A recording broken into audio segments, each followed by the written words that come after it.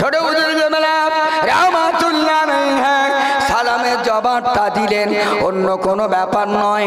আল্লাহর ওলিদের জান কবর হয়, আল্লাহ ওয়ালাদের জান কবর হয়, আল্লাহর মুমিনদের জান কবর হয়, আল্লাহর মানালাদের জান কবর হওয়ার সময় দেখা যায় আল্লাহ পাকের মালায়েকা ফেরেশতা আজরাইল আলাইহিস সালাম আল্লাহ ওয়ালাদের কাছে যে আগে সালামের নজরানা দেয়।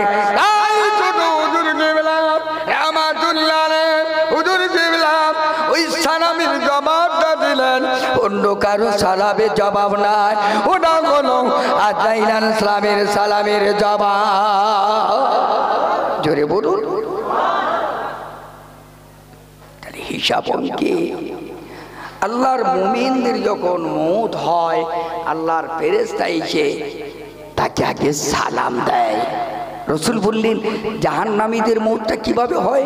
বলছি একটা কাপড় আছে, ওই জান্নাত দুনিয়াতে যদি আকাশ থেকে একটা কাপড় ফেলে দেয়, একটা পর্দা কালো জাহান্নামী কাপড়, গোটা পৃথিবীর গাছ গাছাল তরুণ লতা শুকিয়ে মারা যাবে, পৃথিবী শেষ হয়ে যাবে। ওই রকম জাহান্নামার কালো পর্দা কাপড় নিয়ে ওই জাহান্নামীর রূহটা আল্লাহর গুনাহগার বান্দার রূহটা নিয়ে চলে যায়। আর ফেরেশতারা দেখে আর সুগান সুগান, তাড়াতাড়ি নিয়ে দাও, বেরিয়ে দাও, বেরিয়ে দাও। একবারও তারা উকি মেরে দেখে না, ঘৃণার চোখে দেখে। তাদেরকে নিয়ে সিজ্জিনে রাখা হয়, ইমানদারদের রূহটাকে ইল্লিনে রাখা হয়, আলমে বারজাখ। একটু জোরে বলুন, আরো জোরে বলুন। যাই হোক, আমি যে কথা বলছিলাম, ইউসুফ আলাইহিস সালামকে যখন বিক্রি করতে যাচ্ছে, বিক্রি করা হলো, বুড়িমারা যখন কিনতে যাচ্ছে, জোয়ানরা বলছে কচি, বুড়িমা তুমি যাচ্ছ, টাকা কোথায়? বলছে টাকা নাই, একটা সুই আর সুতো। তো বলছে একটা সুই সুতোয় কাজ হবে না মা, তুমি দৌড়ে না। ইউসুফ নবীর যা রূপ, আল্লাহ পৃথিবী অর্ধেক রূপ দিয়েছে। জোরে বলুন, জোরে বলুন। বুড়িমা কান্দে লাগাম, গাদ্দার করে কান্দে লাগলো, চোখের পানি জোড়াতে লাগলো। রাম, আজকের আপনার যেখানে এসেছেন ভাঙড় এলাকা হলো সোনার এলাকা। গোটা পৃথিবী ভাঙড়ের জবন নাম, ভাঙড় জবন ভালো, ভাঙড় তবনি কালো। আল্লাহ পাকের রহমতে এই মজলিসে বসে গিয়ে আল্লাহ আমাদের জীবনের গুনাহ মাফ করে দেবে। বলো একটু আসতে বলো, আরো স্লো করে, যেন বাইরে আওয়াজ না দেয়। আর একটু স্লো করে। যারা বাইরে আছে হয় এরা বসে যাক, ভিতরে ঢুকে যাক, না বাড়ি গিয়ে ঘুমিয়ে যাক। বেকার এখানে বসে তো কোনো লাভ নেই, বেকার ঘোরাফেরা করে তো লাভ নেই। 1 টাকা হারিয়ে গেছে, 2 টাকার মোমবাতি জ্বালিয়ে পৌঁছে গেছে, লাভ হলো না লস? জোরে বলো। আচ্ছা, পৃথিবীর এইরকম কোনো গোমরা মানুষ আছে যে লসে রান খেলুক, যে জীবনে গুনতি জানে না, তার যদি টাকা কম দেওয়া হয়, হ্যাঁ গো, সে বুঝতে পারবে না, বাজবে না। তাহলে এর কি হেউড়ো বলে? তো শ্যান গোমরা না। যেহেতু এটা হলো খানকা শরীফ, আল্লাহর ওলিদের রুহানি দোয়া, খোদার কসম, আল্লাহর ওলিদের সঙ্গে যার ভালো সম্পর্ক, আর এই খানকার সঙ্গে যার সম্পর্ক, আল্লাহর ওলিদের সঙ্গে যার ভালোবাসা মহব্বত থাকবে, খোদার কসম মরণের সময় ইনশাআল্লাহ তার কলেমা নসিব হবে। আর একটু আসতে বলো, নারে তাকবীর। ও জামিরা, সোনার মানিকেরা, বহুদিন পর ভাঙড় এলাকায় ইসলাম বডে আজকের সোনপুরে মাহফিল, খানকা শরীফে জলসায় আল্লাহর ওলিদের রুহানি ফায়েজ ও বারাকাত এ মাহফিলে যারা বসে গেল। ও জামিরা যুবকেরা, সোনার মানিকেরা, আমার নবী পাক জানিয়েছেন মাজলিসান ফাকান খায়রুম মিন ইবাদাতি সিত্তিনা সানাতান। এ মাহফিল যারা বুঝে গেল, এই জলসায় যারা বুঝে গেল, এই জলসায় যারা হাজিরা দিল, এই জলসায় যারা সময় দিল, আমার নবী পাক জানিয়ে দিলেন নামায় আমার আল্লাহ পাক 7 বছর নফল ইবাদতের সওয়াব নসিব হয়ে গেল। আর একটু জোরে বলুন, নারে তাকবীর।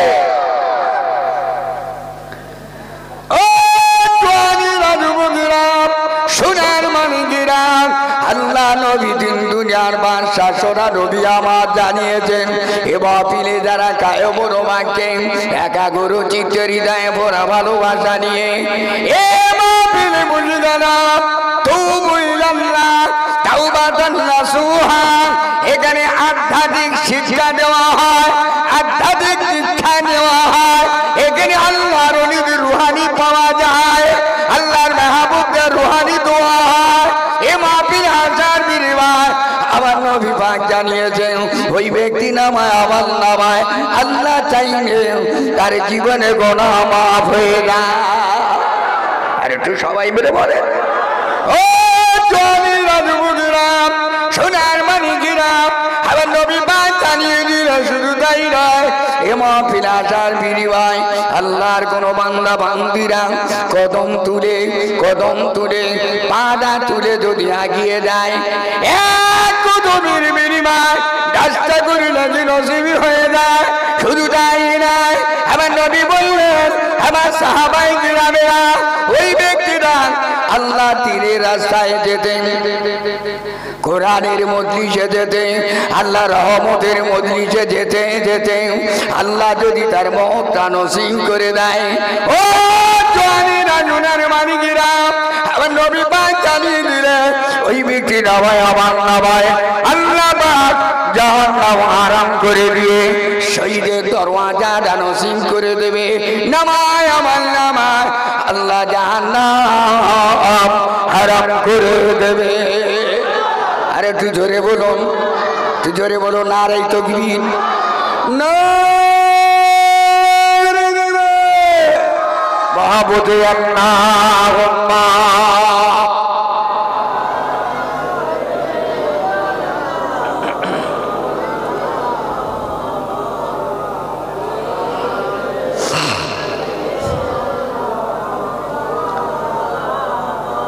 আল্লাহ পাকের নবীর দরবারে একজন মহিলা এসেছেন, খুব ভালো করে বোঝুন, খুব সংক্ষিপ্ত সবাই শর্ট সময় আমার পরে সন্ধ্যা থেকে পর্যন্ত আলেম ওলামারা এক এক করে ওয়াজ করেছেন, আমার আগে শামসুর রহমান করেছেন, আবার পরেই আসবেন পীরজাদা হুজুর ভাই মওলানা ইসহাক সিদ্দিক কল করাইছে ফুরফুরা দরবার শরীফ থেকে আখিরি মোনাজাত করবেন।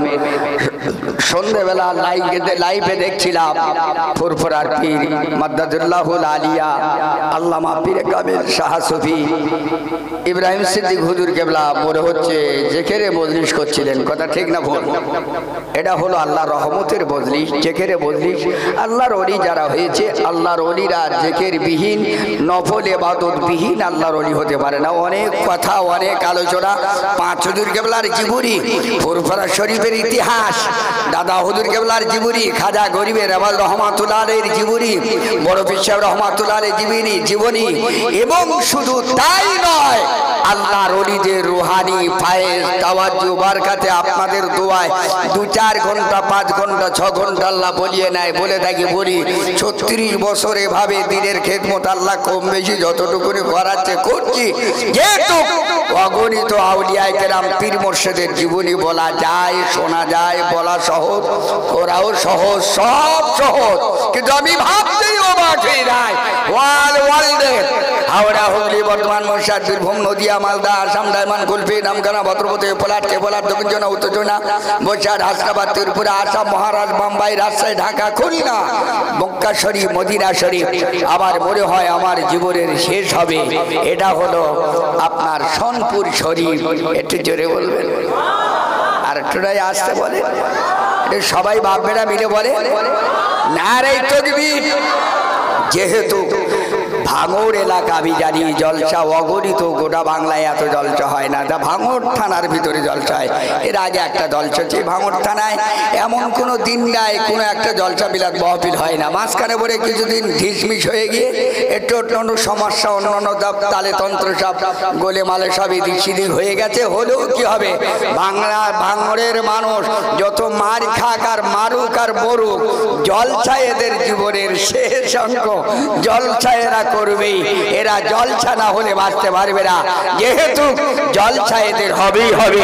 গোটা বাংলায় যত জলসা হয় তার চাইতে বেশি জলসা ভাঙড় থানায় হয়। একটু আসতে বলুন না, গান ধরে বলুন তো যাই হোক, সেজন্য খুব বিস্তারিত বলবো না। আল্লাহ নবীর কাছে একজন মহিলা এসেছে, খুব ভালো করে শুনবেন। সেই মহিলাটার পেটে বাচ্চা, কিন্তু যে মহিলার পেটে বাচ্চা আছে ওই মেয়েটা অবিবাহিত নারী। অবিবাহিত মহিলার পেটে যে বাচ্চা থাকে এ সন্তানটা কি সন্তান বলে? জোরে বলে, জারজ সন্তান। অর্থাৎ এর হেডিং হবে এইরকম, জারজ সন্তানের মায়ের বিচার রাসূলের কাছে এসে হাজির হল। জারজ সন্তানের মা রাসূলুল্লাহর কাছে বিচার দিলেন। রাসূল কি বিচার করলেন? আসসালামু আলাইকা রাসূলুল্লাহ, আসসালামু আলাইকা হাবিবাল্লাহ। ইয়া রাসূলুল্লাহ, আবার বিয়াদবি মাফ করবেন, আবার বিয়াদবি ক্ষমা করবেন। আমি একজন আল্লাহর বান্দি, আমি একজন আল্লাহর বান্দি, পাপী বান্দি। ইয়া রাসূলুল্লাহ, হাবিবাল্লাহ, আমার জীবনে আমি এত গুনাহ করেছি, এত পাপ করেছি, এত অন্যায় করেছি, এত অবিচার করেছি। আর রাসূলুল্লাহ, আবার আল্লাহ পাক হয়তো আমাকে জীবনে ক্ষমা করবে না, আমাকে আল্লাহ পাক জীবনে মাফ করবে না। ইয়া রাসূলুল্লাহ, হাবিবাল্লাহ, হুজুর বিয়াদবি মাফ করবে একমাত্র যদি আমার রাসূলুল্লাহ মাফ করেন, আমার আল্লাহ পাক মাফ করে দেবে। জোরে বলে, আরে জোরে বলেন না। আল্লাহ নবীর কাছে এসে অবিবাহিত নারী, পেটের সন্তান, জারজ সন্তানের মা আমার নবীর কাছে এসে বলছেন, ইয়া রাসূলুল্লাহ, আমি অগণিত পাপ করেছি, আবার পাপের কোনো মাপের জায়গা নেই, ক্ষমার কোনো জায়গা নেই। তাই আমি চিন্তা ভাবনা করে দেখলাম, হে রাসূল, আমি দুনিয়ায় জীবনকে বরবাদ করে ফেলেছি, আখিরাতের জীবনও নষ্ট করে ফেলেছি। একমাত্র আমার কোনো রাস্তা নাই, কোনো পথ নাই, কোনো জায়গা নাই। হে রাসূল, একমাত্র আমার যদি ক্ষমার জায়গা থাকে, আমার নবী ছাড়া এ রাস্তার সহজ পন্থা, এ বিচার আর এ ক্ষমা আমার নবী ছাড়া কেউ করতে পারবে না। জোরে বলুন, আরো জোরে বলুন। কেন? ইয়া রাসূলুল্লাহ, হাবিবাল্লাহ, আল্লাহ পাক আপনাকে রহমাতুল লিল আলামিন, শাফিন মুজনাবিন, বিশ্ব নবী বিশ্বনতা করে পাঠালেন। ইয়া রাসূলুল্লাহ, ইয়া হাবিবাল্লাহ, হুজুর বিয়াদবি মাফ করবে আল্লাহ পাকের নবী। ইয়া রাসূলুল্লাহ, আপনি তো বলেছেন কুনতু নবিয়ান আদামা বাইনাল মাই ওয়াত তিন। ইয়া রাসূলুল্লাহ, হাবিবাল্লাহ, আল্লাহ পাক আপনাকে ওই সময় নবী হিসাবে আল্লাহ কবুল করেছেন। আল্লাহ পাক নবী হিসাবে কবুল করে নিয়েছে, আল্লাহ নবী হিসাবে মেনে নিয়েছে, আল্লাহ নবী হিসাবে পছন্দ করেছে। নবী আদম আলাইহিস সালাম এই দুনিয়ায় আসার পূর্বে নবী আদম আলাইহিস সালাম যে আল্লাহ যখন পানি এবং মাটি দিয়ে আল্লাহ নবী আদম কি বানাবেন, ওই নবী আদম কি বানাবার পূর্বে লক্ষ লক্ষ বছর আগে আমার নবীর নূরকে আমার আল্লাহ আগে বানিয়েছে। আর একটু জোরে বলুন, ইয়া রাসূলুল্লাহ, আপনি তো ওই সময়ের নবী যে সময় নবী আদমকে আল্লাহ তৈরি করেনি, পানি এবং মাটি দিয়ে নবী আদমকে আল্লাহ তৈরি করবেন, করেনি। তার লক্ষ লক্ষ বছর আগে আল্লাহ আপনার নূরকে নবী হিসেবে আল্লাহ কবুল করে নিয়েছেন। তাহলে আউয়ালু ওয়া আখিরু ওয়া জাহিরু ওয়াল বাতিনু, আপনি আউয়াল এবং আখির এসেছেন সবার আগে, বানিয়েছে আল্লাহ, পাঠিয়েছে সবার আগে, কিন্তু এসেছেন দুনিয়া আগমন করেছেন সবার শেষে। 1,00,000 মতান্তরে 2,24,000 নবী দুনিয়ায় কিছুই আসতেন না যদি নবী না হতো। জোরে বলুন, আর একটু জোরে বলুন। নবী না হতাম আসমান भी ना होता, नबी ना होता जमीन भी ना होता, नबी ना होता पहाड़ भी ना होता, नबी ना होता जबल भी ना होता, नबी ना होता दुनिया भी ना होता, नबी ना होता मक्का भी ना বিনা হোতা নবী না হোতা কাবা বিনা হোতা নবী না হোতা মদিনা বিনা হোতা নবী না হোতা ফেরেশতা বিনা হোতা নবী না होता जिन बिना होता नबी ना होता इंसान बिना होता नबी ना होता ये आदमी बिना होता जोरे बोले नबी ना होले किचुई जोरे बोलो होता ना ताली नबी जन्नी আমরা এসেছি নবীর জন্যই সব আসমান জমিন পাহাড় পর্বত নদ নদী সমুদ্র পৃথিবীর বালুকার করা তৈরি হতো না নবী না হলে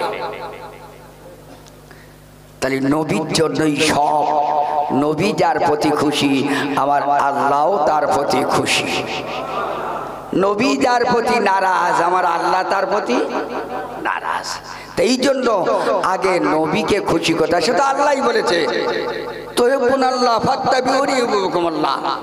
বড় আয়াত আমি সরে বললাম যে আল্লাহকে পেতে গেলে আগে নবীকে ইত্তেবা করো নবীকে সম্মান করো ইজ্জত করো মহব্বত করো ভালোবাসো নবীর সঙ্গে আগে প্রেম করো নবীর সঙ্গে প্রেম হবে তো নবীর প্রেমের ওসিলায় আল্লাহর সঙ্গে প্রেম হয়ে যাবে জোরে বলো আরো জোরে বলো আচ্ছা কেউ যদি বিয়ে করে বিয়ের সময় উকিল না ধরলে ডাইরেক্ট বিয়ে করা কি সবার জন্য সব সম্ভব আর ডাইরেক্ট বিয়ে যদি কেউ করে ও বিয়ে ততটা ভালো হয় না কারণ দুদিন পরে মাল কাটছাট লাইন তার কাটা হয়ে যায় মানে হুক মারা হয়ে যায় আর যদি উকিল ধরে বিয়ে করা যায় ভালো বউ হয় ভালো বিবাহ হয় সম্পর্ক ভালো হয় সম্মান ইজ্জতের সঙ্গে বিয়েটা হয় আর যদি একা একাই হুঁক মেরে করো তো মাল যেখানে যাবে অনেক সময় মার খেয়ে যাবে কিন্তু মার খাবার কোনো লাইন নেই বাবা মা আত্মস্বজন প্রতিবেশী সবাই দেখাশোনা করে উকিল ধরে বিয়ে দিল তা যেহেতু আল্লাহর কাছে যেতে গেলে আল্লাহকে পেতে গেলে উকিল ধরা এটাই হলো বেহতরিন উত্তম আপনি ডাইরেক্ট আল্লাহকে পাবেন না আল্লাহকে পেতে গেলে আবার নবীকে আগেই ধরতে হবে একটু জোরে বলো আর নবীকে ধরতে গেলে আল্লাহওয়ালার কাছে যেতে হবে আল্লাহওয়ালার কাছে যখন যাবে আল্লাহওয়ালার সঙ্গে ডাইরেক্ট কানেকশন নবীর সঙ্গে আর নবীর সঙ্গে কানেকশন আল্লাহ তাহলে এ টু জেড এই গোড়ায় থেকে কানেকশন যদি ঠিক হয় একদম শেষ গন্তব্যস্থলে কানেকশনটা ঠিক পৌঁছাবে আল্লাহর তরফ থেকে গায়বী মদদ সাহায্য ইহকাল এবং পরকালের শান্তি রহমত করুণা দয়া আল্লাহর ভালোবাসা পেয়ে যাবে জোরে বলুন ও জামিরা যুবকেরা সোনার মানিকেরা আমার নবী পাকের দরবার শরীফে গেল ওই মেয়েটা যাওয়ার পরে বললেন ইয়া রাসূলুল্লাহ আপনাকে না পাঠালে গোটা পৃথিবী হতো না আপনি রহমাতুল লিল আলামিন শাফিল মুযনাবিন ইয়া রাসূলুল্লাহ হাবিবাল্লাহ আমি একজন অবিবাহিত নারী আমার জীবনে বিবাহ শাদী হয় নাই ইয়া রাসূলুল্লাহ আমার পেটে বাচ্চা আছে আমি একজন যার সন্তানের মা ইয়া রাসূলুল্লাহ আমাকে একটু বিচার করুন আমি কি আপনাকে আমার বিচার করুন ইয়া রাসূলুল্লাহ আপনি আমাকে বিচার করুন যা শাস্তি দেবেন আমি আল্লাহর রাস্তে আবার নবীর খাতিরে আল্লাহর খাতিরে আমি আল্লাহর বন্দী শাস্তি মেনে নিতে রাজি জোরে বলে অন্যায় করেছে আবার নবীর কাছে গিয়ে শাস্তি গ্রহণ করে নিচ্ছে তাতে লাভটা কি আল্লাহ রাসূল সাল্লাল্লাহু আলাইহি ওয়াসাল্লাম মুখটা ঘুরিয়ে নিলেন যখন রাসূলুল্লাহ মুখটা বাম দিকে ঘুরিয়ে নিলেন মেয়েটা আবার রাসূলুল্লাহ মেয়েটার বাম দিকে গেলেন আবার যখন বাম দিকে গিয়ে বললেন ইয়া রাসূলুল্লাহ আমি একজন জারজ সন্তানের মা অবিবাহিত নারী আমি জেনা অন্যায় অত্যাচার অবিচার করেছি পাপে ভরপুর ইয়া রাসূলুল্লাহ আপনি আমাকে দয়া করে বিচার করুন বললে যখন রাসূলুল্লাহ সাল্লাল্লাহু আলাইহি ওয়াসাল্লামের বাম সাইডে গেলেন আবার রাসূলুল্লাহ বাম দিকে মুখটা ঘুরিলেন ডান দিকে করলেন আবার যখন ডান দিকে গেল আবার মেয়েটা ডান দিকে যখন হাজির হলেন আবার রাসূলুল্লাহ মুখটা ঘুরিয়ে দিয়ে বাম দিকে গেলেন আল্লাহ নবীর সম্মুখে গিয়ে রাসূলুল্লাহ যেদিকে মুখটা ঘোরায় ওই দিকে মেয়েটা হাজির হয় বারবার আবার নবী পাকের দরবারে আবেদন ডাকার বিনিময় এই প্রস্তাবটা রাখার বিনিময় ওই মহিলাটা এমন অবস্থা বললেন ইয়া রাসূলুল্লাহ আপনি যাই করেন না কেন, আপনি আমার বিচার যদি না করেন, আমি আল্লাহর বান্দি এখান থেকে যাব না। একটু জোরে বলো, আর একটু জোরে বলো। কিন্তু সে মেয়ে ছেলেটা তো জানে জেনা করলে তার বিচার কি, চুরি করলে তার বিচার কি, অপরাধ করলে তার বিচার কি। ও মেয়েটা তো জানে শরিয়াত অনুযায়ী, কোরআনের আইন অনুযায়ী যদি কেউ অবিবাহিত নারী এবং ছেলে যদি বিবাহ করে, তাহলে তার জন্য 100 বার তাকে বেত্রাঘাত করা। আর যদি বিবাহিত নারী এবং পুরুষ যদি হয়, বুক পর্যন্ত মাটিতে পুঁতে দিয়ে সাঙ্গার করা, পাথর মারা। সে তো জানি। কেউ যদি চুরি করে, চুরি করলে তার হাত কাটা। প্রসঙ্গে একটা কথা আমি বলি, অনেক বড় ইতিহাস, অনেক বড় ঘটনা প্রসঙ্গে আমি কথাটা বলে উঠল। তাই ইন্দিরা গান্ধী যখন ইন্তেকাল করেন, তার আগে ইন্দিরা গান্ধী বলুন আর আপনার জওহরলাল নেহরু বলুন, মহাত্মা গান্ধী বলেন, এনারা কিন্তু শরিয়াতের, ইসলামের আইনের, কোরআন এবং হাদিসের তথ্য যথেষ্ট জানতেন, বুঝতেন। শুধু তাই নয়, বর্তমান যুগ ও সন্ধিক্ষণে বড় বড় মহাদায় পণ্ডিত নেতাবৃন্দ, শুধু তাই নয়, যারা ব্যারিস্টার, জজ, উকিল, যারা প্রফেসর, যারা বড় বড় বৈজ্ঞানিক, দার্শনিক, তারা 90% কোরআন হাদিসের এ টু জেড তারা রিসার্চ করে পৃথিবী যত ধর্ম আছে জানে। ইন্নাদ্দীনা ইন্দাল্লাহিল ইসলাম, কোরআন হলো প্রকৃত আল্লাহর কাছে মনোনীত ধর্ম, হলো একটাই, হলো আল্লাহর কোরআন। একটু আস্তে বললে ভালো হয় না? সবাই মিলে বললে ভালো হয় না? তো ইন্দিরা গান্ধী কোরআন পড়ে দেখেছেন, তাই তো না মুসলমানরা যদি কেউ চুরি করে হাত কেটে নেবে। হাইরে, বিভিন্ন শাস্তি প্রধানের কথা সব কিছু জেনেছে, বুঝেছে। ইসলামিক শাসন অনুযায়ী তার কিভাবে কি ফাঁসি হবে, কিভাবে হাত কাটা হবে, সব কিছু জেনেছেন। কিন্তু উনি সৌদির বাদশার কাছে একটা চিঠি লিখলেন, হ্যালো স্যার, এই যে একটা মানুষ বাই চান্স পেটের দ্বারায় চুরি করে, সেই মানুষটা যদি একটু চুরি করলো, অন্যায় করলো, তার জন্য হাত কাটবেন। এটা কেমন না? এটা মনে হয় বাতিল করলে মনে হয় ভালো হতো না, তার অন্য শাস্তি ছিল। তো বলছে সৌদির বাদশা তিনি দাওয়াত করলেন, আমন্ত্রণ করলেন, আমার সৌদিতে একবার বেড়াতে আসুন। তো সৌদিতে একবার বেড়াতে আনা হলো। অনেক বড় ঘটনা, আমি ছড়ে বলছি। বেড়াতে নিয়ে যাওয়া হলো। তো সৌদির সবচাইতে একেবারে 1 নম্বরের বড় জেলখানা যেটা, ওই বড় জেলখানায় নিয়ে যাওয়া হলো। সর্বপ্রথমে সৌদির বড় জেলখানা দেখানো হলো। মাত্র বড় জেলখানা কয়েকজন মাত্র আসামি, 2 থেকে 3 জন, সব থেকে বড় জেলখানায়। খুব ভালো করে বলুন, তাহলে এবার আপনার দেশে চলুন একটু বেড়াতে যাই। তা আমার দেশে বেড়াতে আনা হলো। আমার দেশে বেড়াতে আনার পরে দিল্লি সবচাইতে একেবারে নিম্ন শ্রেণীর সবচাইতে যেটা ছোট জেলখানা, ওই জেলখানায় নিয়ে যাওয়া হলো। দেখা হলো কয়েক হাজার আসামি। আচ্ছা বলুন তো দেখি, মুসলমান সবচাইতে কোন জায়গায় বেশি, কোন দেশে বেশি বলুন তো? বলতে পারলি 5 টাকা বলো।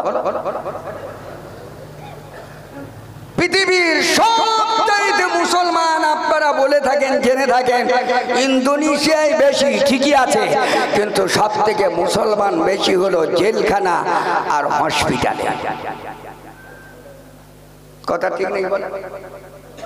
90% মেয়ে ছেলের বিচার বলুন আর বেড়া ছেলের বিচার বলুন, 90% আপনি থানায় পাবেন। ও জওয়ানেরা, যুবকেরা, সোনার মানে যারা আল্লাহর বান্দী, আল্লাহ নবী দরবার শরীফে গেল, আসসালামু আলাইকা রাসূলুল্লাহ হাবিবাল্লাহ, হুজুর আমার বিচার করুন, আমি অন্যায় করেছি, অত্যাচার করেছি, অবিচার করেছি। আল্লাহ নবী বললেন, মা আমি তোমার বিচার করতে পারবো না, আমি তোমার বিচার করব না, সম্ভব নয়। আল্লাহ নবী বলার পরে ওই মেয়ে ছেলেটা আবার পুনরায় বললেন, ইয়া রাসূলুল্লাহ আপনি বিচার না করলে আমি যাব না। অনেকটা সময়ের পরে দেখা গেল আল্লাহ নবী বললেন, মা আমি তোমার বিচারটা করব কি করে? তোমার বিচার আমি করতে পারি না, কেন? যেহেতু তোমার পেটে বাচ্চা। ও মা জননী, তুমি গুনাহগার, তুমি পাপী, অন্যায় অত্যাচার বিচার করেছো মা, তোমার গুনার পাহাড় সাগরে ডুবে গেছো মা, কিন্তু তোমাকে আমি মারতে পারি, তোমার বিচার করতে পারি, কিন্তু তোমার বিচারটা করতে গেলে তোমার বাচ্চার কষ্ট হবে, বাচ্চা কষ্ট পাবে। ওই বাচ্চাটা কিন্তু যার সন্তান হলো, ওই বাচ্চাটা হলো নিষ্পাপ বাচ্চা, আর কোনো দোষ না। আর একটু জোরে বলুন, আরো জোরে বলুন। আচ্ছা সত্যিকারে বাচ্চা কি কোনো দোষী? হ্যাঁ কিনা বলে? বাচ্চা কোনো দোষী নয়, দোষী তার মা। ও চলিরা যুবকেরা, সোনার মানিকেরা, আল্লাহ নবীর বান, আল্লাহ নবীর সাহাবীরা, ওই ব্যক্তিরা নবীর দরবার শরীফে গিয়ে বললেন, ইয়া রাসূলুল্লাহ আমাকে বিচার করুন। আল্লাহ নবী বললেন, মা তোমার পেটের বাচ্চা নিষ্পাপ বেগুনাহ, তোমাকে বিচার করা যাবে না, তোমার এখন কোনো বিচার হবে না মা, তুমি চলে যাও। যতক্ষণ পর্যন্ত অজে হামাল, অর্থাৎ যতক্ষণ বাচ্চাটা প্রসব না হবে, আমি তোমাকে বিচার করতে পারবো না।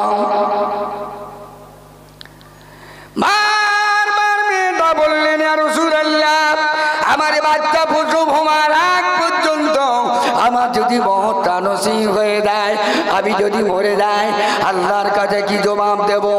ইয়া রাসূলুল্লাহ হাবিবাল্লাহ আমি গুনাহগার, আল্লাহর কাছে কি ক্ষমা চাইব? আমার কোনো রাস্তা নেই, আপনি দয়া করে আমাকে বিচার করুন। আল্লাহ নবী বললেন, আমি বিচার করতে পারবো না। ও মা জননী তুমি শুনে নাও, ওই বাচ্চাটা নিষ্পাপ বেগুনাহ, আমি রহমাতুল লিল আলামিন আতিল মুনজাবি, আল্লাহর দরবার আমি জবাব দিতে পারবো না, আল্লাহর কাছে জবাব দেওয়া সম্ভব না। মা তুমি ফিরে যাও, ওই বাচ্চাটা আজ হামাল হয়ে গেলে, ওই বাচ্চাটা প্রসব হয়ে গেলে আমি তারপরে তোমার বিচার করব। আল্লাহর বন্দে চোখ পুরা বাড়ি, মুখ পুরা বাতা নিয়ে আল্লাহর দরবার শরীফে অগণিত কান্তি কান্দা ওই মেয়ে ছেলেরা বাড়ি থেকে রওনা দিল। একদিন হয়ে গেল, দুদিন হয়ে গেল, কয়েকদিন হয়ে গেল, আল্লাহ দরবার শরীফে কাঁদে, আল্লাহ আমার তুমি হায়াতে দারাজ করে দিও, আল্লাহ তুমি হায়াতে তৈয়বা দান করে দিও। আল্লাহ যতক্ষণ পর্যন্ত না আবার নবী আমার বিচার না করবে, আল্লাহ ততদিন পর্যন্ত মওত যেন না হয়। ও জওয়ানেরা, যুবকেরা, সোনার মানিকেরা, আল্লাহর বান্দে দোয়া করতে লাগলে, দোয়া করতে করতে দেখা গেল 10 মাস 10 দিন হয়ে গেল, বাচ্চা প্রসব হয়ে গেল।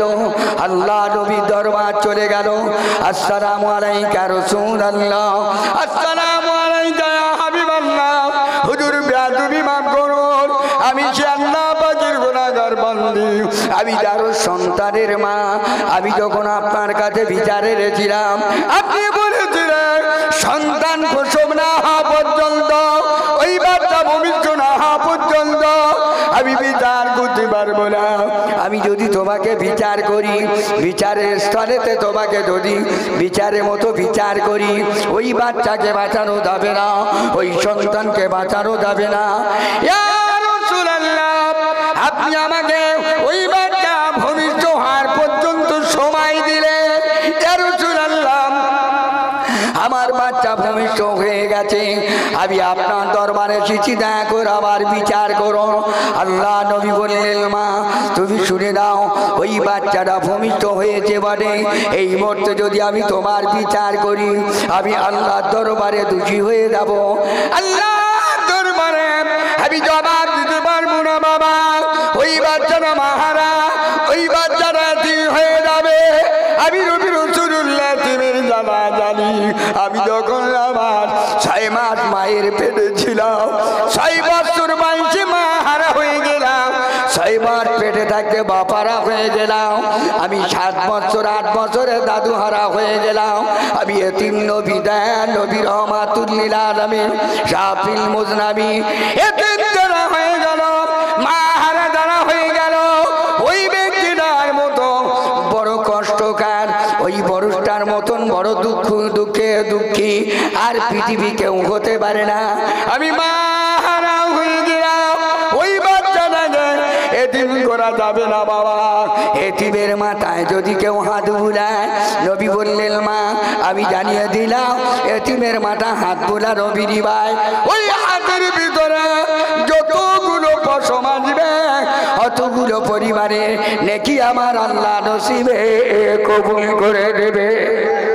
জোরে বলে ও জওয়ানেরা যুবকেরা, শুধু তাই নাই, ওই বাচ্চাটা নিষ্পাপ গোনা মাসুম, ওই বাচ্চাটা দুধ পাবে না, বড় যত্ন পাবে না, মায়ের মতো ভালোবাসা আর পৃথিবী কারোর নাই।